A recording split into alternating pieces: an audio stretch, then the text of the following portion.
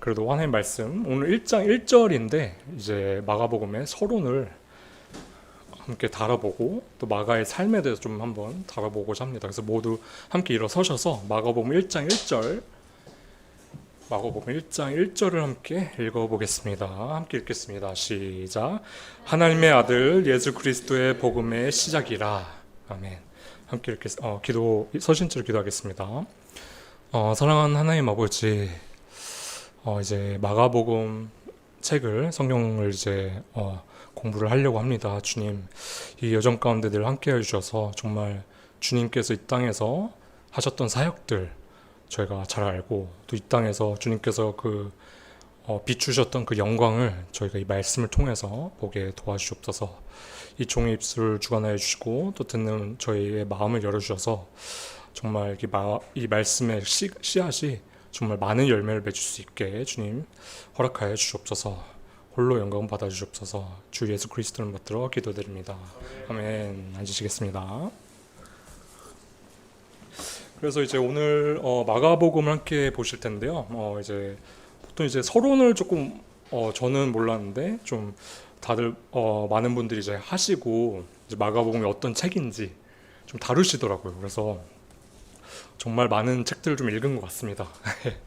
많은 책을 읽었는데 마가복음이 많은 분들이 조금은 복음서 중에서는 조금 제일 잘 모르는 책일 수도 있고 잘 안 다루는 책일 수가 있는데 사실 오늘 딱 서론이잖아요. 1장 1절만 했잖아요. 그런데 너무 큰 은혜가 되더라고요. 그러니까 이 마가라는 사람이 하나님께서 이제 마가라는 사람을 통해서 이 책을 쓰게 하셨잖아요. 이 마가라는 이 사람의 좀 삶을 조금 성경을 통해서 보니까 와, 하나님께서 이런 사람을 쓰시는구나. 우리에게도 소망이 있고 우리도 충분히 쓰임을 받을 수 있겠구나라는 조금 정말 큰 위로가 되더라고요. 그래서 이제 서론임에도 불구하고 마가가 이제 특히 서론보다는 좀 마가가 어떤 사람이었는지에 대해서 좀 더 다루면서 하나님께서 어떤 사람을 이 네 가지 복음서 중에 하나를 쓰게 하셨을까? 이거를 좀 묵상을 하면서 너무 큰 은혜가 돼서 이걸 함께 한번 살펴보고자 합니다. 먼저 이제 마가복음이라는 책의 특성을 함께 좀 살펴볼 텐데 먼저 마가복음은 어떤 책이죠? 다른 복음서에 비해서 짧습니다. 16장까지 있고요. 또 여러분 혹시 공관복음이라고 들어봤나요? 그렇죠? 이제 공통된 관점으로 본 복음에서 누가복음과 어떤 게 있죠? 마태, 마가 이렇게 있거든요. 요한복음은 조금 좀 특성이 다르더라고요.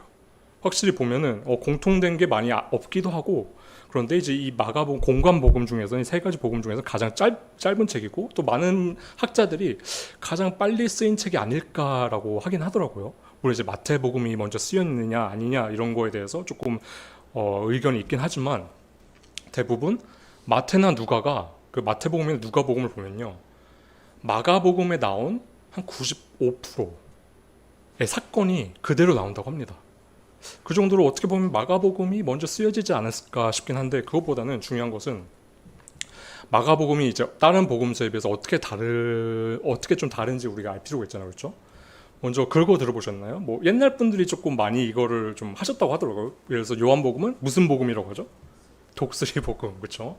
또 이제 누가복음은 무슨 복음이라고 하죠? 누가복음?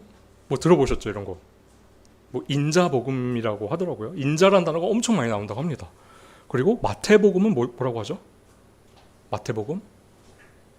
사자복음이라고 이렇게 얘기를 해주시더라고요. 좀 이렇게 옛날 분이 좀 만드신 것 같긴 한데 좀 사자복음, 왜냐면 그 왕으로서 오신 예수님. 마가복음은 무슨 책이라고 할까요? 맞습니다. 황소복음이라고도 하더라고요. 왜냐면은 예수님이 신기하게 이 마가복음이라는 책이 예수님의 가르침에 대해서 안 나와요. 거의 많이 안 나옵니다. 예수님께서 말씀하셨던 것들이 안 나오고 주로 예수님께서 행하셨던 것들, 정말 소가 엄청 일을 많이 하잖아요. 그렇죠? 그래서 황소복음이라고 붙인 것 같은데 좀 이해하기 쉬운 것 같아요. 그래서 예수님께서 하신 일들과 주로 초점이 섬김과 행동과 약간 그런 걸 좀 강조를 하는 복음서라고 볼 수가 있습니다. 그리고 특히 이제 약간 그 저자를 보면 마태복음은 보통 우리가 누구에게 쓰였다고 하죠? 누구를 위해서? 구약을 많이 인용을 하잖아요. 그래서 보통 이렇게 유대인을 위해서 좀 썼다라고 하는 의견이 있고, 누가복음은 뭐 이방인, 또 이제 요한복음은 뭐 전 성도지만, 이 마가복음 같은 경우는요, 신기하게 다른 복음서에 비해서 그 시간대를 약간 로마 시간대로 씁니다. 그리고 유대인의 그런 이제 명절이나 이런 풍습들을 설명을 해요. 그래서 약간 이방인들, 로마인들을 위해서 쓰지 않았냐라고 이제 합니다. 근데 여러분, 혹시 그 복음서가 우리가 이제 마가복음, 요한복음이라고 하는데, 혹시 저자가 그 복음서 안에 쓰여 있나요?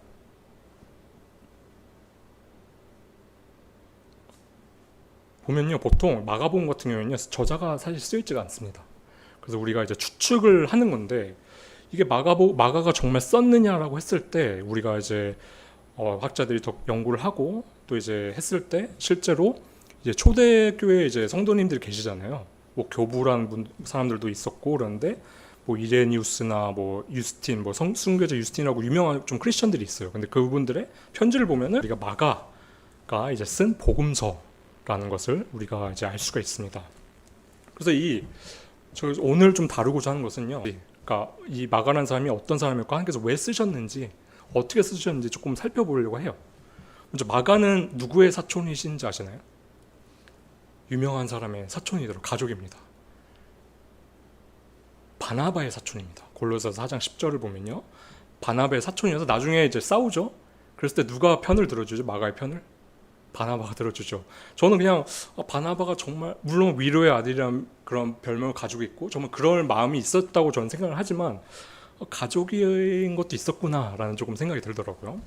또 사도행전 12장 12절을 보면요, 약간 다른 마리아의 아들이었고, 또 무엇보다 이제 우리가 초점을 둬야 된 것은 사도행전 13장 5절을 보시면요, 사도 바울의 그 1차 전도 여행에 함께 합니다. 자, 우리가 여기서 이제 궁금증을 가지고 있어요. 뭐 사도 바울이랑 그 목숨을 걸고 그렇게 그냥 1차 선교 여행을 가지 않았냐고. 엄청 힘들잖아요. 그때 당시 뭐 차도 없고 저 멀리까지 또 가야 되는데, 그거를 갈 정도의 사람이면은 뭐 사역자? 당연히 뭐 그런 사람을 쓰지 않으실까? 엄청난 사람이잖아요. 그렇죠? 그 1차 전도 여행을 함께 했던 사람이라고 저희가 생각을 하는데, 뭐 마가 요한이죠. 어떻게 됐는지는 다들 아시죠? 사실 마가 요한은요, 큰 실패를 한 사람입니다.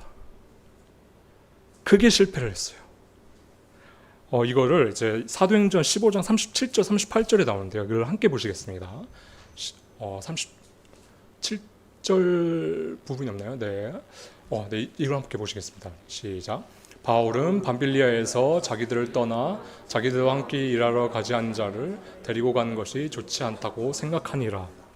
37절을 보시면요, 이 마가를 이제 바나바가 같이 가자고 합니다. 근데 바울이 거절을 해요. 왜냐하면은 보시면은 밤빌리아에서 중간에 사역을 중도 탈락했습니다. 포기했어요. 이게 좀 우리가 이해가 안 갈 수 있어. 뭐 힘들면 포기할 수 있지 않나? 라고 하는데, 이때 동역자들을 함께 보시기 바랍니다. 동역자들 누가 있었죠? 일단 유명한 사도행전 15장 전에 나온 유명한 분이 계십니다. 집사님이라고 하는데, 어떤 집사님이 계시죠? 스데반 집사님. 이분은요, 마가 같은 경우에는 이제 그 바울을 이렇게 좀 도와준 사역자로 볼 수가 있죠. 근데 스데반은요, 사도들이 말씀과 기도에 전념할 수 있도록 그 7명을 선택했습니다. 그러니까 말씀을 전하는 사람으로서가 아니라 약간 집사로서 선택을 받았거든요. 근데 그분은요, 끝까지 그 유대인들한테 또 그 사람들한테 그 말씀을 전하면서 마지막에 어떻게 됐죠? 어떤 삶으로 마감하셨죠? 순교를 하셨습니다. 그리고 사도 바울은요, 나중에 본인이 얘기를 하지만 매를 맞고 파선당하고 진짜 돌로 쳐 죽임을 당할 뻔했습니다. 그런데 다음날 일어나서 다시 복음을 전하러 갔습니다. 그런데 마가는 정확히 어떤 이유에서인지는 모르겠지만 하나님의 일을 하면서 뭐 열매가 없었을 수도 있고요, 너무 힘들 수도 있어요. 아니, 나는 하나님에서 예수님을 믿고 이제 하나님의 자녀로서 이제 살려고 하는데 이게 사실 쉬운 일은 아니잖아요. 그렇죠? 정말 그 세상과 반대되는 삶을 살고 정말 복음도 전하면서 정말 그것 때문에 핍박도 받고 재산도 뭐 이렇게 뺏기고 이런 삶을 살았는데 그것 때문일 수도 있고요. 아니면은 정말 목숨의 위협을 받아서 그런 걸 수도 있을 것입니다. 그런데 어쨌거나 동역자들은 대부분 사람들은 주님을 위해서 죽을 각오를 하고 살았던 사람들인데 이 사람은 마가라는 사람은요. 중간에 어떤 이유에서인지 확실한 거는 좀 더 편한 길을 선택했습니다. 약간은 비겁한 도망자처럼 느껴질 수도 있어요. 다른 사람들은 정말 그 초대교회 그 간증들을 보면요. 그 사자 콜로세움에 들어가서도 사자가 이렇게 있음에도 불구하고 끝까지 예수님을 부인하지 않고 순교를 했죠. 약간 그런 믿음들이 초대교회에는 좀 있었던 것 같아요. 그런데 이 마가라는 사람은 도망갔어요. 일종의 실패자입니다. 그리고 그뿐만 아니라 사도 바울이 거절을 했잖아요. 얘는 안 된다. 사도 바울은요. 본인을 사도 중에서 제일 작은 자라고 했어요. 왜냐하면 가장 큰 이유는 그랬을 거예요. 많은 그리스도인들을 죽였습니다. 그리고 나서 구원받았습니다. 그런 실수를 한 바울조차도 얘는 안 된다라고 한 사람이에요. 얘는 안 돼. 하나님의 입장에서는요. 마가가 본인이 이렇게 썼습니다. 하나님 입장에서도 하나님께서 보시는 그 입장에서도 실패한 사람입니다. 마가복음 8장 34절 35절 함께 보시겠습니다. 함께 읽겠습니다. 시작. 그분께서 전에 사람들을 자기 제자들과 함께 불러 그들에게 이르시되 누구든지 나를 따르려거든 자기를 부인하고 자기 십자가를 지고 나를 따를지니라. 누구든지 자기 생명을 구원하려 하는 자는 그것을 잃되 누구든지 나와 복음으로 인해 자기 생명을 잃은 자는 바로 그것을 구원하리라. 뭐라고 했죠? 나를 따라오려거든 십자가를 지라고 했습니다. 십자가라는 것은 이제 뭐 지난번에 계속 말씀드렸고 김석수 목사님께서 말씀해 주셨지만 일종의 그냥 뭐 어려운 길이 아니라 정말 죽음까지 각오한 그 길을 그 도구를 내가 메고 예수님을 따르는 길이라고 했잖아요. 근데 마가는 그 십자가를 내려놓았습니다. 하나님께서 보시기에도 얘가 그 십자가를 지고 이렇게 가야 되는데 십자가를 내려놓고 그냥 떠났네? 라고 했을 때 하나님께서 보시기에도 뭔가 좀 실망스러웠을 거예요. 만약에요.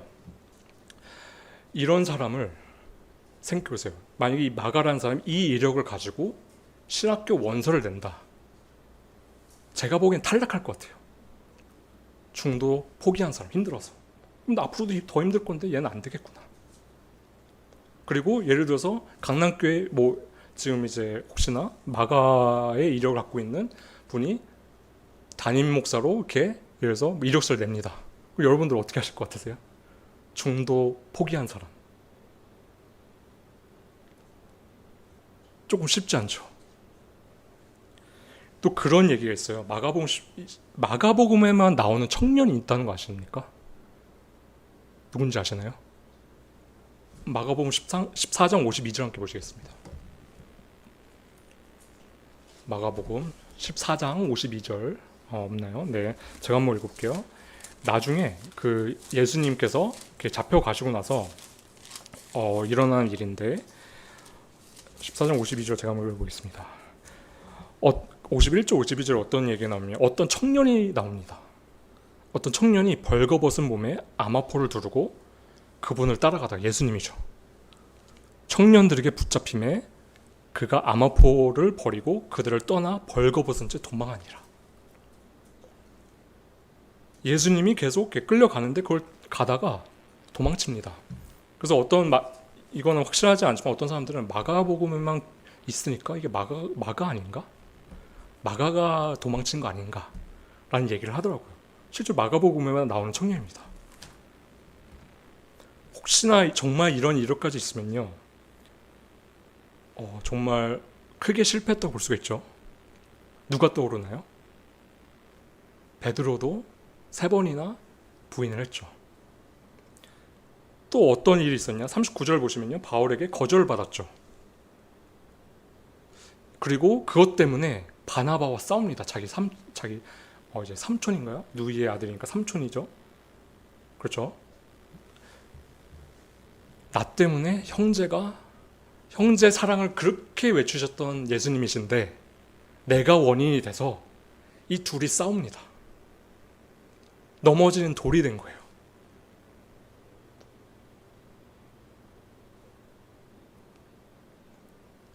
이런 거를 경험했을 때 마가로서는 정말 크게 좌절을 했을 것입니다. 크게 사실 실패를 했다고 봅니다. 그렇지 않나요? 사역 중에 중도, 나는 힘들어서 못하겠어. 다른 사람들 다 목숨까지 내려놓고 가는데. 그래서 약간 이걸 보면서 우리의 모습이 조금 떠오르긴 하더라고요. 약간 이때 당시에 이 분들은 정말 성령이 너무 충만하셔서 이렇게 목숨까지 이렇게 해주셨지만 저희도 보면요, 이렇게 좀 넘어지고 부끄러울 때가 좀 많은 것 같아요. 골로새서 1장 16절에 따르면요, 말씀 있나요? 함께 보실까요? 이거 함께 읽어볼게요. 시작. 그분에 의해 모든 것이 창조되었기 때문이라. 하늘에 있는 것들과 땅에 있는 것들, 보이는 것들과 보이지 아니한 것들, 곧 왕자들이나 통치자들이나 그리고 우리가 뭐를 위해 창조되었다고 하죠? 하나님을 위해서, 예수님을 위해서 창조가 되었거든요.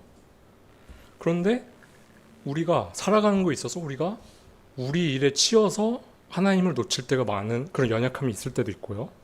또 실제로 뭐 어떤 일을 섬기다가 뭐 내려놓게 되는 그런 일들도 있고, 또 내 밖에서는 정말 어떻게 보면 훌륭한 크리스천처럼 살려고 하는 것보다 그냥 육신대로 살다가 하나님께 욕되는 그런 삶을 사는 경우도 있고요.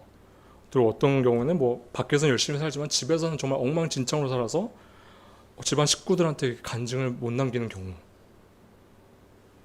사실 우리 삶을 통해서 우리 삶 자체가 하나님을 위해서 존재하는 거 여러분 인정하십니까? 그럼 하나님을 위해, 하나님의 영광을 위해서 살아야 되는데 많은 경우 우리는 연약함 때문에 그러지 못할 때가 많아요. 그렇죠. 저도 사실 뭐 누구나 마찬가지겠지만 저도 그렇고 여러분들 삶을 예를 들어서 딱 보면은 뭐 예를 들어서 누가 어떤 안경을 발명을 해요. 안경 끼고 그 사람 보면은 그 사람이 했던 이야기나 이력들이 쭉 나옵니다. 지었던 죄들, 지금 하고 있는 생각들. 그렇게 보면요, 아무도 하나님께 쓰임 받지 못할 것 같아요. 그렇지 않나요? 저도 은혜로 지금 하나님께 지금 이렇게 쓰임 받고 정말 섬기고 있지만 정말 제 세상한 모든 것들, 이런 실패들을 다 나열을 하면요, 여러분들은 저를 용납하지 못할 수도 있어요. 물론 그거는 저뿐만 아니라 여러분들도 마찬가지겠지만, 그래서 우리는 자주 그런 얘기를 하더라고요. 나는 안 돼. 나는 부족해. 하나님 일은 저기 상위 1%만 하는 거야. 나는 쓰임 받을 자격이 없어. 뭐 그런 겸손은 좋다고 하는데, 이 마가가 나중에 어떻게 됐는지 보면요, 와, 이런 사람도 하나님께서 회복시키셔서 다듬으셔서 쓰시는구나. 나도 그렇게 하실 수 있구나. 나도 그렇게 하기를 원하시는 거구나를 조금 확실하게 깨닫게 됩니다. 이랬던 마가가요, 나중에 어떤 평가를 받죠? 여러 말씀들이 있어요. 골로새서 4장 10절도 있고 베드로전서에도 나오고, 근데 디모데후서 4장 11절 이 부분 함께 보시기 바랍니다. 함께 읽겠습니다. 시작. 오직 누가만 나와 함께 있느니라. 주에 데리고 오라. 그가 사역을 위해 내게 유익하니라. 아멘. 이 엉망이었고 실패했던 바울조차도 얘는 안 되라고 했던 마가가요, 어떤 일이 있었는지 모르겠지만 그 사이에 분명히 있었겠죠. 어떤 일이 다듬어졌을 거예요. 그거에 대해서 회개를 했고 나중에 보니까 만회를 합니다. 바울이 마가를 데려오라고 하는데 나한테 유익하니라. 전혀 쓸모가 없었던 사람이 이렇게 됐다는 거예요. 전 이게 너무 감사하더라고요. 만약에 마가의 스토리가 사도행전 15장에서 끝났다고 하면요, 여러분들이나 저는 쓰임을 받을 수 있을까라는 의문에 빠져 있을 거예요. 그렇죠. 하지만 나중에 바울은요, 이 마가를 유익하고 이제 사역에 쓰임이 이제 쓸모가 있는 그런 사람으로 평가를 하게 됩니다. 그리고 마지막으로는 또 결국에는 하나님께서 이 흠이 있고 실수를 하고 연약한 이 부족한 사람을 이 네 가지 복음서 중에 하나를 쓰게 하십니다. 그러면서 오늘 말씀 1장 1절처럼 하나님의 아들 예수 그리스도의 복음의 시작이라 라고 하면서 영원히 사라지지 않는 이 성경책을 쓰는, 또 쓰임을 받는 그런 큰 영광을 누리게 되는 거죠. 그러니까 골로새 1장 16절 아까 말씀처럼 저희는요, 하나님을 위해서 존재하잖아요. 그럼 사실 우리의 가장 큰 영광은요, 하나님께 쓰임 받는 것만큼 큰 영광은 없을 거예요.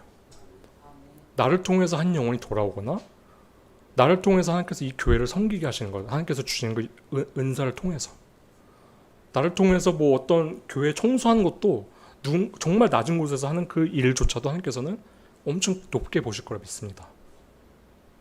하나님께 쓰임 받는 거. 그리고 결국에는 이 땅에서 남는 것은요, 항상 뭐밖에 없다고 했죠? 하나님께 쓰임 받는 것밖에 없어요. 왜 그거에 대한 평가만이 남아있거든요. 우리가 얼마나 이 세상에서 세상적으로 잘 사느냐, 이런 거는요, 결국엔 잠시예요, 잠시. 하지만 하나님께서 정말로 귀히 여기시고 또 앞으로도 계속 인정해 주신 거, 영원히 인정해 줄 거라 믿습니다. 저는 하나님을 위해서 사는 거, 내 육신을 다 내려놓고 하나님께 쓰임을 받고 하나님의 영광을 위해 도구로 쓰임을 받는 거, 그거만큼 큰 영광은 없습니다. 그래서 우리가 좀 초점을 두어야 될 것이 나의 부족함일까요? 아니죠. 사실 나는 부족해라고 하는 거는 저는 그래도 성경적으로 맞다고 생각을 해요. 겸손해요. 하지만 거기서 끝나면 안 되더라고요. 저도 옛날에 그랬어요. 옛날에 그 이제 구원받고 나서 이제 얼마 안 됐을 때 이제 사역하기 전이죠. 그때 이제 목사님들이 얘가 뭐 빨리 이렇게 좀 갈망이 크니까 얘 뭐 좀 시키자. 그래서 뭐 이제 주일학교 교사를 시켰습니다. 하지만 그 전에 전 항상 그랬어요. 저는 부족해요. 저는 안 돼요. 그거는 이제 좀 성숙하신 분들이 하고 그래야 되잖아요. 많은 분들이 그렇죠. 그렇죠. 근데 이제 항상 이제 거기서 멈추면 안 되고 고린도후서 4장 7절 함께 보시기 바랍니다. 고린도후서 4장 7절을 보면요, 어떤 말씀이 나오냐면은 우리를 어떤 그릇이라고 표현을 하죠? 깨지기 쉬운 질그릇이라고 표현을 합니다. 오늘 말씀이 많이 없는데, 네. 그러나 제가 한번 읽어볼게요. 그러나 우리가 이 보배를 질그릇 안에 가지고 있나니 이것은 뛰어난 권능이 하나님에게서 나며 우리에게서 나지 아니하게 하려 함이라. 나는 질그릇이 맞죠. 저는 도저히 하나님의 일도 감당할 능력도 뭐 성품도 영성도 안 되고 이런 것 같지만, 정말 감사한 것은 하나님께서는 우리의 능력을 바라시지 않더라고요. 우리 안에 있는 이 뛰어난 보배가 누구시죠? 하나님, 성령님. 그래서 우리는 항상 초점은 내 부족함이 아니라 이 부족한 나를 쓰시는 하나님의 능력에 좀 두면 좋을 것 같아요.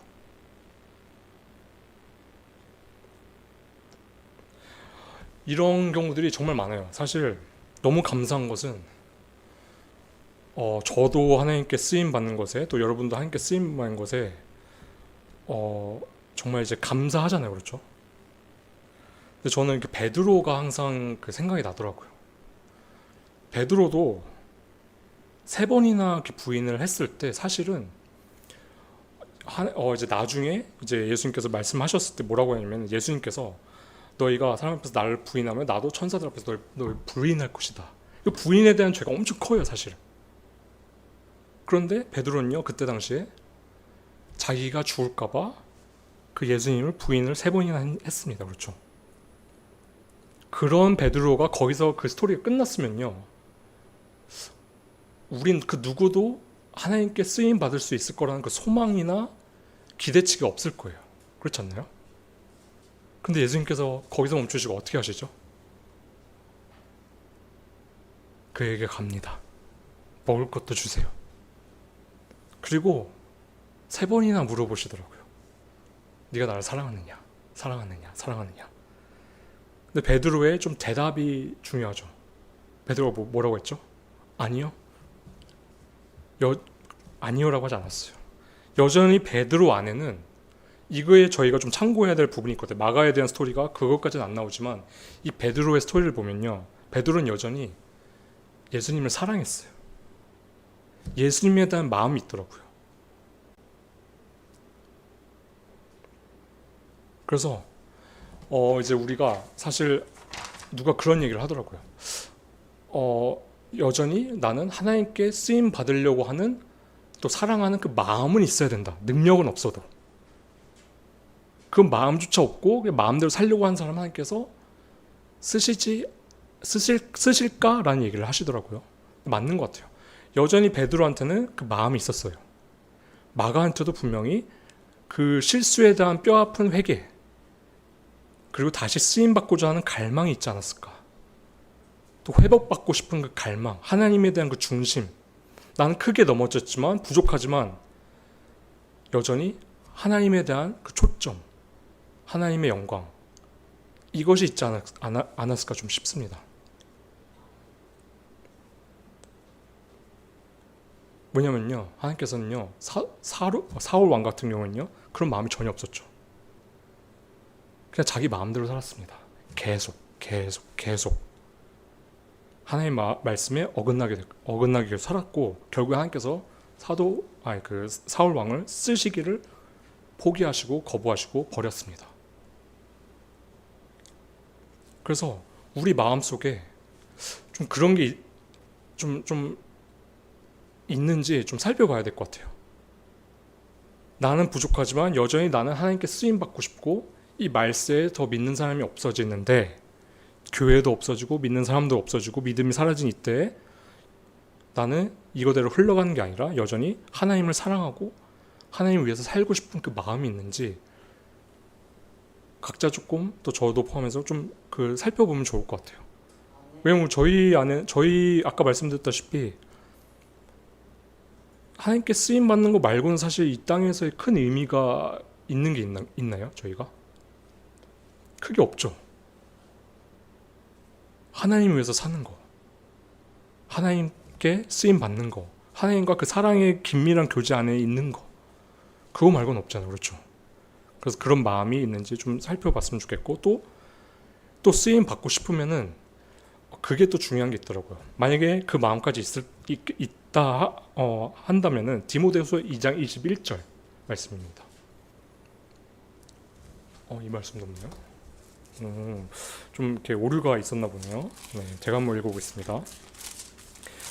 하나님께서 쓰시는 그릇에 대해서 나옵니다. 하나님께서 쓰시는 그릇.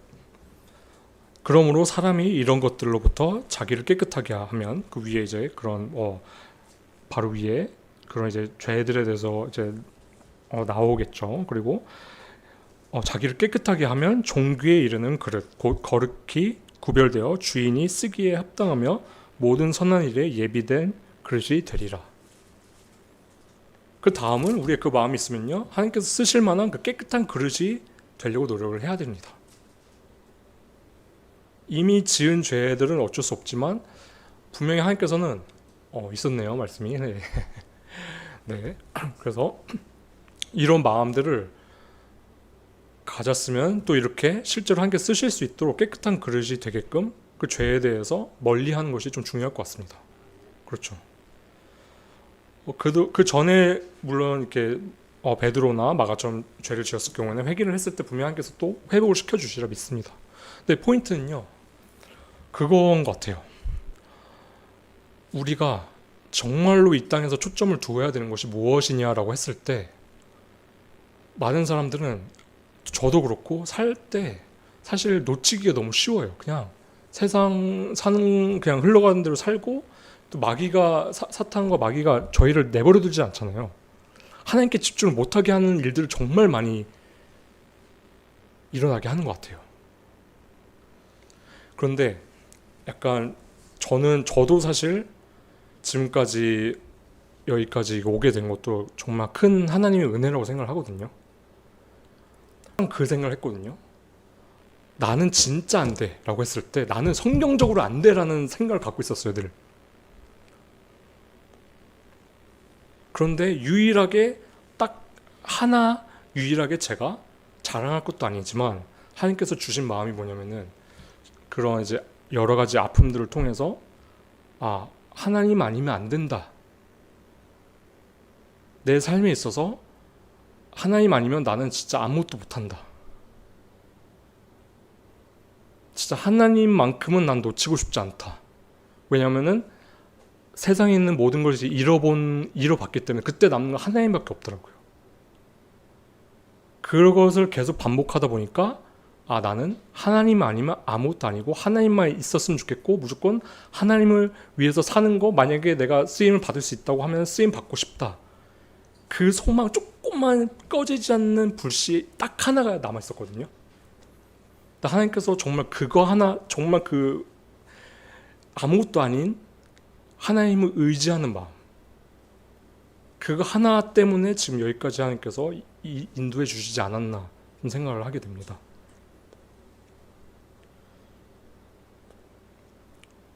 여러분들은 뭐 저보다 훨씬 더 성숙하시고 덜 육신적이시고 그래서 더 큰 이제 쓰임을 이제 하나님께서 좀 쓰기를 원하실 것 같아요. 여러분들 그거 아시나요? 하나님께서는 그런 얘기, 어떤 사람이 그런 얘기를 해요. 나는 뭐 쓰임 안 받아도 돼. 나는 그냥 천국 가는 걸로 좋게. 어떻게 보면 정말 큰 어려움을 겪으면 그런 얘기를 할 수가 있지만 하나님께서 바라시는 건 그게 아니더라고요. 우리를 교회에 예수님의 몸에 뭐라고 하죠? 지체. 근데 지체마다 다 역할이 있더라고요. 그래서 누가 그런 얘기를 했어요. 하나님께서 우리를 여전히 여기 살아남게 하시는 이유는 하나님께서 그 목적, 또 쓰실 그 계획이 있으시기 때문이다. 어느 정도 맞는 것 같아요. 모두에게 하나님께서는 모두를 쓰기를 원하시는 건 확실해요. 모두에게 은사를 주셨거든요. 그걸로 교회를 섬기기를 원하시거나 또 주어진 영혼 곁에 이제 있는 영혼들을 정말 구령하기를 원하시거나 아니면 교사가 되어서 또 계속 그 이제 선생님들부터 또 목사님들부터 배운 것들을 또 계속 가르치기를 원하시는 거. 그래서 약간 좀 걱정이 되더라고요. 이제 조금 뭐 이란 얘기도 있고 그렇죠. 뭔가 예수님이 진짜 거의 오신 게 아닐까? 이란에 대한 거 그 국가마국 전쟁을 보면 이란이 그 바사에서 나오잖아요. 그렇죠. 러시아도 저기 마곡에 대해서 나오잖아요.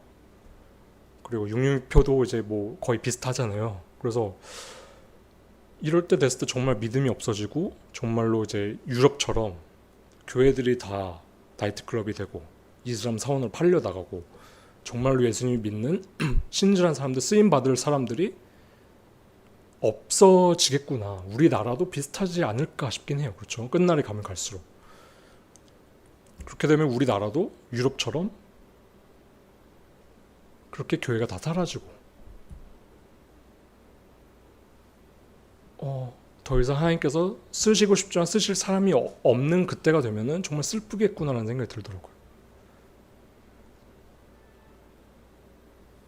그래서 어떻게 보면은 이제 끝날에 하나님께서 저는 그런 소망이 있어요. 그냥 마지막 그런 불씨를 마지막 한번 복음의 그런 물결을 조금 보내주시면 좋겠다. 그런데 거기서 쓰임 받을 수 있는 사람은요, 결국에 마지막에 끝까지 신실하게 남은 여러분들밖에 없는 거예요. 근데 만약에 그때 우리가 나는 부족해, 안 돼요 모세처럼 그러면요 하나님께서 조금 화를 내시겠죠. 모세처럼 그 입을 누가 지었느냐. 그렇죠. 그래서 마지막 이사야 8장 6절 우리는 이 마음을 가지고 정말 예수님께서 하나님께서 쓰시고자 할 때 이 대답을 하는 저희가 됐으면 좋겠습니다. 함께 읽겠습니다. 시작. 또한 내가 주의 음성을 들었는데 이르시기를 내가 누구를 보내며 누가 우리를 위하여 갈까 하시더라. 그때 내가 이르되 내가 여기 있나이다 나를 보내소서 하였더라. 그래서 우리는 이제 그런 그냥 구원받은 거에서 끝이 난 그런 그리스도인들이 아니라 언제든지 하나님께 쓰임 받을 준비가 되어 있는 그런 크리스천들이 되었으면 좋겠습니다. 기도하겠습니다. 사랑하는 하나님 아버지, 하나님께서는 정말 사역 중에 중도에 포기한 마가조차도 회복시키셔서 쓰셨습니다. 또 3번이나 주님을 부인한 그 연약한 우리처럼 그 연약한 베드로도 회복시키셔서 쓰셨습니다. 그것을 이제 말씀에 남기셔서 우리 또한 연약한 우리 또한 하나님께 쓰임 받을 수 있는 그 소망을 주심에 너무 감사드립니다. 아버지, 정말 많은 이제 교회에 다니면서 또 구원받았다고 하면서 이제 다른 교회 그 기성교회들 보면은 이제 그냥 교회 가는 거에 그치고 아니면은 구원받았다고 하면서도 교회 안 나가고 전혀 그냥 이제 방관자처럼 사는 사람들이 많은데 그런 사람들이 많은데 저희는 또 그런 분들도 부디 회복시키셔서 정말 하나님의 뜻대로 하나님의 영광을 위해서 쓰임을 받을 수 있는 그런 끝날에 그 말세에 크리스천들이 될 수 있게 주님 인도해 주시옵소서. 정말 하나님께 쓰임 받을 수 있는 것 자체가 큰 정말 영광입니다. 부디 저희를 하나님의 영광을 위해서 써주시고 저희를 그런 도구로서 다듬어 주시옵소서. 또 이사야처럼 하나님께서 정말 필요할 때 내가 여기 있나이다라고 하는 그런 크리스천이 될 수 있게 정말 섬기는 크리스천이 될 수 있게 주님 인도해 주시옵소서.